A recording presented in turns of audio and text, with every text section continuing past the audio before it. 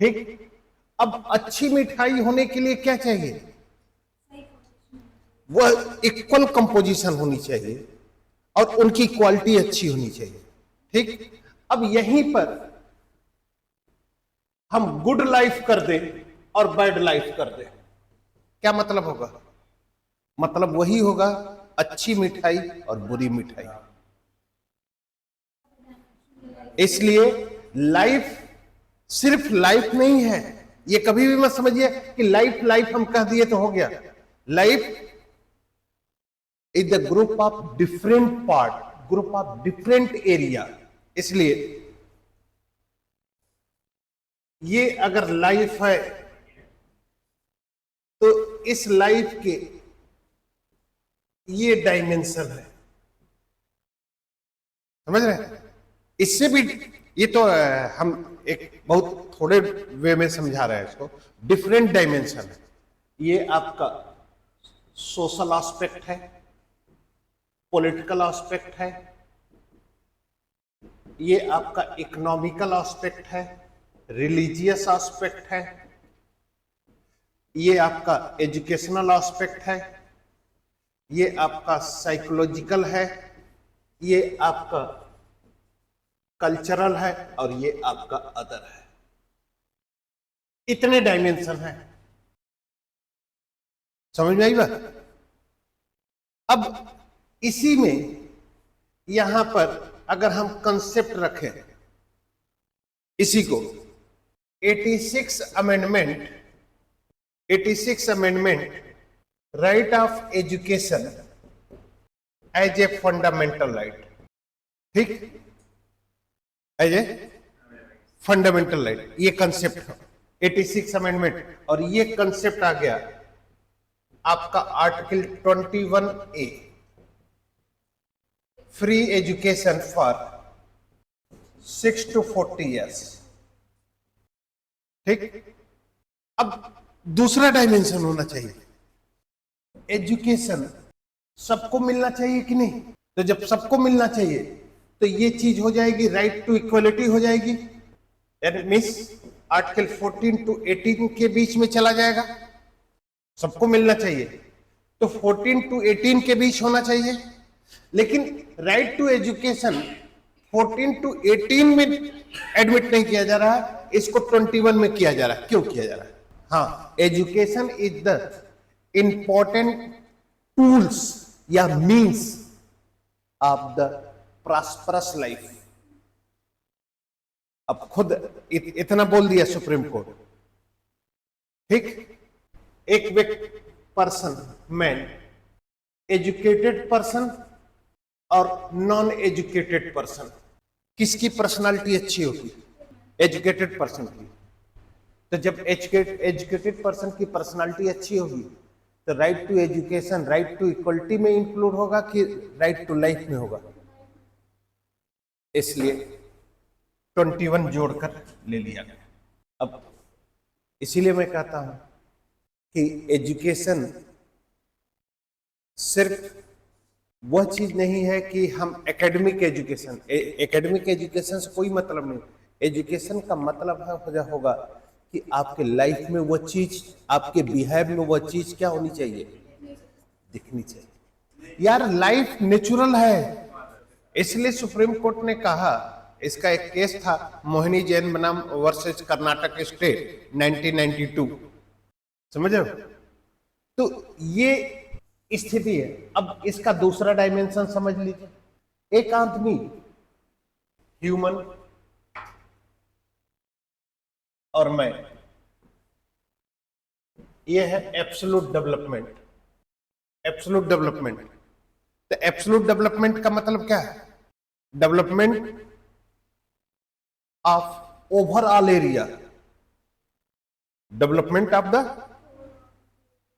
यानी मीन्स कि absolute development तभी माना जाएगा जब लाइफ के जितने भी पार्ट हैं, ठीक, वह सब, यानी एक तरीके से कहा जाए कि पूरा होलिस्टिक डेवलपमेंट कर दिया जाए, ठीक, तब उसे हम व्यक्ति कहेंगे। लेकिन सब कुछ डेवलपमेंट है, सब कुछ, लेकिन एक आंख से अंधा है, उसे व्यक्ति कहेंगे? बोलो, कहोगे? बस एक चीज नहीं डेवलप, इसलिए लाइफ। और आज जान लीजिए, मैं आज आप लोग को लिख के देता हूं, कहीं पर लिख लेना। आज राइट टू एजुकेशन है 21 का पार्ट। 10 साल बाद सुप्रीम कोर्ट की एक वर्डिक्ट आएगी जिसमें कहेगा कि technical education is the part of life. ये निश्चित है, क्योंकि आने वाले समय में पर्सनालिटी के डेवलपमेंट में टेक्निकल एजुकेशन का रोल क्या होगा, और स्टेट को देना पड़ेगा। हाँ, डिजिटल एरिया। लेकिन आप डिमांड नहीं कर सकते ना, इसको डिमांड कर सकते हैं, लेकिन उस समय 10 साल के बाद डिमांड कर सकते हैं। PIL 32 और 26 के तहत जाता है। PIL आया कब? 1984 या 86 में आया है, थोड़ा सा PN भगवती, ठीक है। तो उसके पहले 32 और लिबरल अप्रोच दिए हैं आपके जस्टिस PN भगवती, ठीक है। बेसिकली है कि PIL नॉन कैपेबल पर्सन को जस्टिस प्रोवाइड करा रहा है। नॉन कैपेबल पर्सन को क्या कर रहा है? जस्टिस दे। इसका मतलब कि PIL का कंसेप्ट सोशल जस्टिस से जाता है। बताए थे ना तुम लोग को एक दिन कि नॉन कैपेबल पर्सन, जैसे इस पर एक एग्जाम्पल उठाया था दामनी मूवी का, तारीख पे तारीख, तारीख पे तारीख। तो समाज का जो कमजोर व्यक्ति है, जस्टिस को लेकर अपना सब कुछ, इसलिए उस मूवी में कहता है कि न्याय प्राप्त करने के उद्देश्य से एक व्यक्ति बड़ी उम्मीद लेकर न्यायपालिका में आता है, लेकिन आता है फरियाद करके, अब बन जाता है फरियादी। सब कुछ भी, यहां तक कि बहुत अच्छा डायलॉग था वो सनी देओल का इसमें, यहां तक कि न्याय की प्राप्ति के लिए माताओं और बहनें अपने मंगलसूत्र और अपने सब कुछ गिरवी रख देते हैं, फिर भी क्या मिलती है? तारीफ। समझ रहे हो? तब कहता है कि यदि कोई नॉन कैपेबल पर्सन अपने सोशल एंड इकोनॉमिकल कंडीशन के कारण जस्टिस को नहीं अचीव कर पा रहा, ले पा रहा है, तो उस नॉन कैपेबल पर्सन की ओर से relative, friends, social organization and NGO court में पिटीशन क्या कर सबमिट कर सकते हैं, और कोर्ट उस मामले को ठीक उसी तरीके से हैंडलिंग करेगा जैसे जनरल इश्यूज में करता है। स्थिति क्या है? तो एक चीज आप लोगों ने देखा कि स्टार्टिंग कहां से हो रही है, ये सब क्या है? इसीलिए मैं हमेशा कहता हूं कि कहीं पर भी कॉन्स्टिट्यूशन में PIL का कंसेप्ट नहीं है। PIL का कंसेप्ट कहीं पर भी नहीं था ना 1950 में। क्या रीजन था कि आ गया PIL का कंसेप्ट? सोशल जस्टिस का एक पर्पज है, और दूसरी बात स्टेट का रोल नॉन कैपेबल पर्सन को क्या करना है? ऊपर उठाना। तो नॉन कैपेबल पर्सन को ऊपर उठाने के लिए कोई जरूरी नहीं है कि सिर्फ इकोनॉमिकल रूप से ऊपर उठा दिया जाए, सोशली भी ऊपर उठाना पड़ेगा, लीगली भी ऊपर उठाना पड़ेगा, है कि नहीं? तो इसीलिए लाइफ को किसी एरिया में हम बांध नहीं सकते, समझ रहे हो? अब इसका मतलब यहां पर समझिए। अब 21 का प्रोसीजर देखना, आर्टिकल 21 का प्रोसीजर, आर्टिकल 21 का प्रोसीजर अगर हम बेसिक कंसेप्ट में चले तो यहां पर राइट टू लाइफ का कंसेप्ट है procedure established by law, procedure established by law. लेकिन प्रोसीजर एस्टेब्लिश्ड बाय लॉ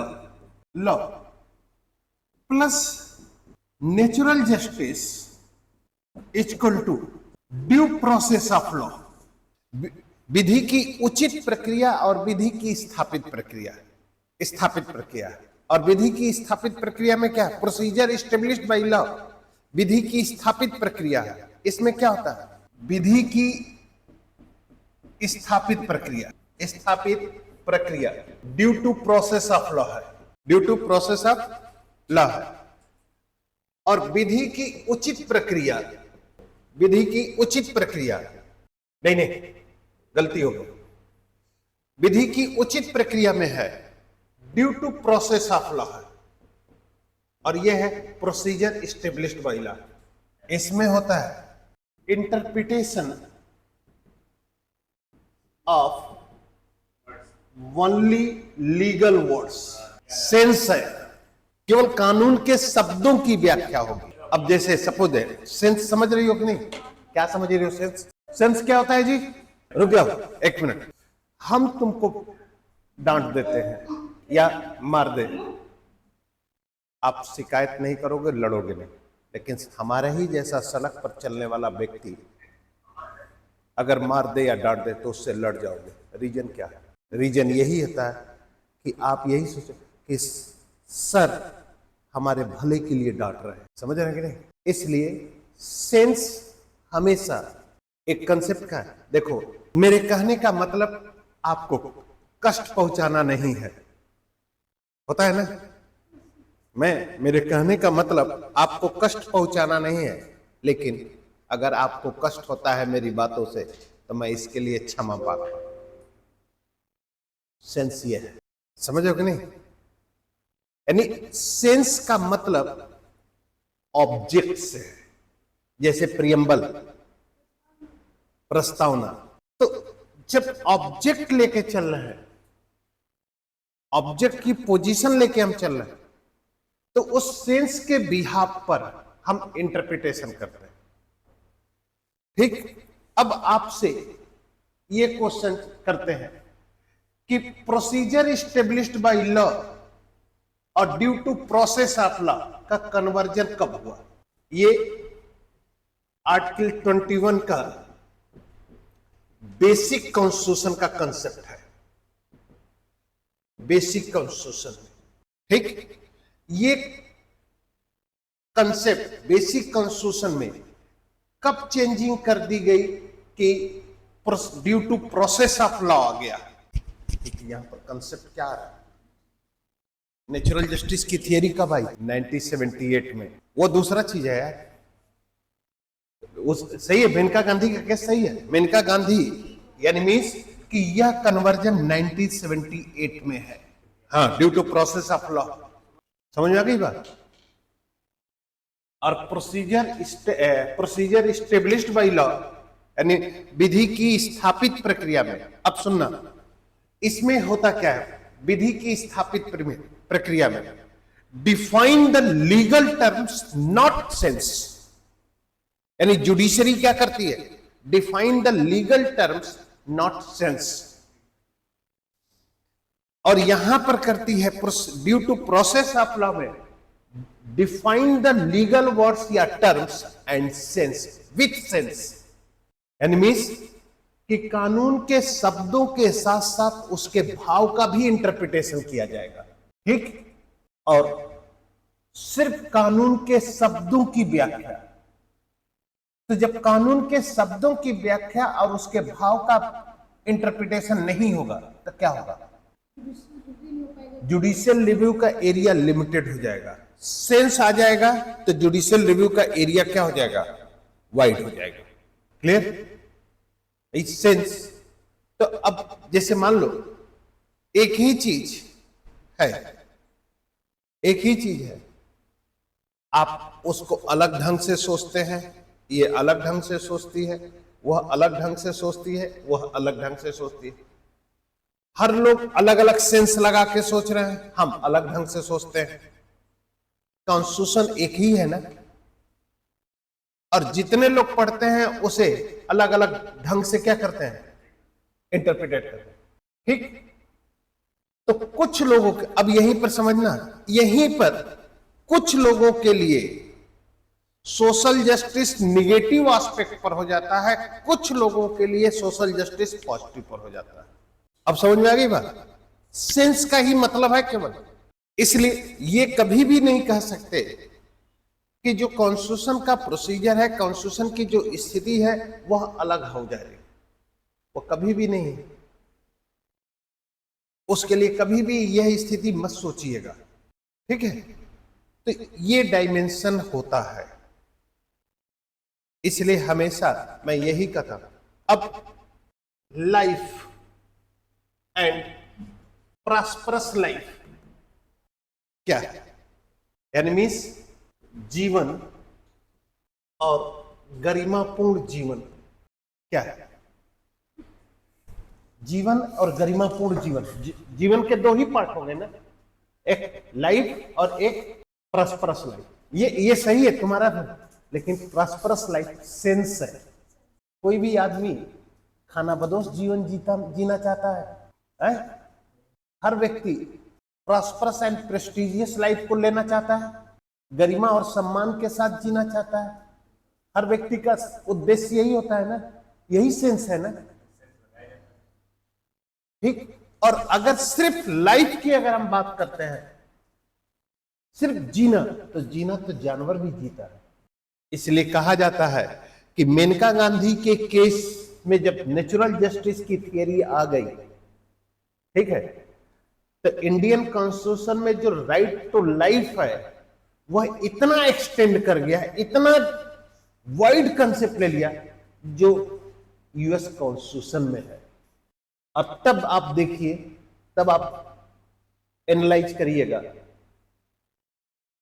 तब सुप्रीम कोर्ट का वर्डिक्ट आता है तो right to health, right to work, right to food, right to medicine, right to education, right to foreign visit, right to legal advice, ये सब 21 में जुड़ने लग रहा है, क्योंकि ये सब प्रॉस्परस लाइफ के पार्ट है।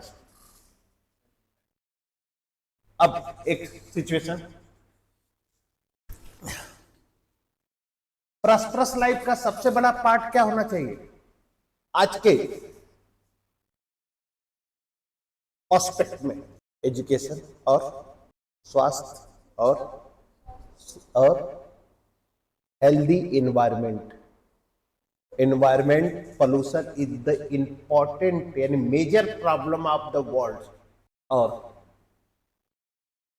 और इस एनवायरमेंट प्रॉब्लम में सबसे बड़ा प्रॉब्लम किसका है? नॉइज पोल्यूशन का, ठीक। अब एक सिचुएशन हम तुम लोगों से पूछ रहे हैं, तुम लोगों से एकदम आज का अपार्टमेंट कल्चर चल रहा है। अपार्टमेंट कल्चर, अरे बिल्डिंग में एक ही अपार्टमेंट नहीं होता है, हाँ, तो अपार्टमेंट कल्चर है। वहां पर एक ही फ्लोर पर 4-5 लोग हैं, क्लियर?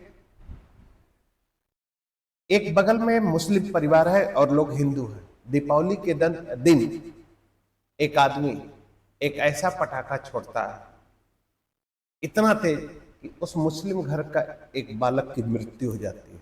रिस्ट्रिक्शन किसके ऊपर लगना चाहिए? और अगर ये चीज अगर जान गए तो यही चीज है मेट्रो सिटियों में, दिल्ली, लखनऊ, मुंबई में दीपावली के दिन आप पर पटाखों पर क्या कर दिया गया? बैन लगा दिया गया। अरे भाई, हम मीडिया कर्मी थोड़े हैं कि जाके देखेंगे कि कौन सा है। हम तो नॉइज पोल्यूशन है ना, और इस नॉइज पोल्यूशन का इम्पैक्ट क्या पड़ता है कि अर्बन एरिया में इस प्रत्येक व्यक्ति की सुनने की कैपेबिलिटी क्या हो रही है? ऊंची होती जा रही है। इतना नॉइज पोल्यूशन हो रहा है। तुम तो दिल्ली में कुछ भी ना हो तब भी सड़क पर इतनी गाड़ियां चलती हैं। तो ये चीज है। इसीलिए MC Mehta versus Indian union 1996 के केस में सुप्रीम कोर्ट ने नॉइज पोल्यूशन को लेकर एक गाइडलाइन दे दी और कहा कि जो लाउड स्पीकर है, ये देख लेना, सुन लो जी, ये पीटी का बहुत इंपॉर्टेंट एरिया है।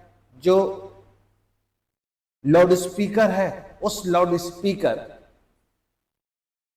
अरे याद आ गया, कौन रजनीकांत जिसमें चिक्की बना है और रोबोट बना है ना, तो उसके बगल में वो मेडिकल की पढ़ाई कर रही है ऐश्वर्या राय, बाहर डीजे बजा रहा है, सर कह रहा है चिक्की से कि बना कर दो, तो नहीं मान रहा है, तो आता है तो इतना वॉल्यूम कर लेता है, चिक्की ना है ना, जो भी हो, तुम भी समझ रहे हो, हम भी समझ रहे हो किसके बारे में हम कह रहे हैं। वॉल्यूम बढ़ा देता है। हाँ,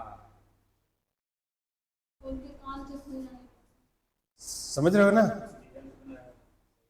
तो यहीं पर उसने नॉइज पोल्यूशन को रोककर, नॉइज पोल्यूशन को, कि किसी भी लाउड स्पीकर की जो साउंड लेवल होनी चाहिए वो 10 डेसिबल से अधिक नहीं होनी चाहिए। यह पॉइंट आप हमेशा रख लीजिए कि सुप्रीम कोर्ट की वर्डिक्ट है कि हेल्दी इन्वायरमेंट के लिए नॉइज 10 डेसिबल से अधिक नहीं होनी चाहिए। आप लोग नोट कर लो कि लाउड स्पीकर का जो साउंड लेवल होना चाहिए वो 10 डेसिबल से अधिक नहीं होना चाहिए। इसीलिए मैं तुम लोग से कहता हूं ना कि जब तुम लोग कंसेप्ट क्लियर होगा ना, अब मूवी देखोगे तो अपने टॉपिक को रिलेट कर लोगे कि कहां से क्या चीज मुझे अपने चीजें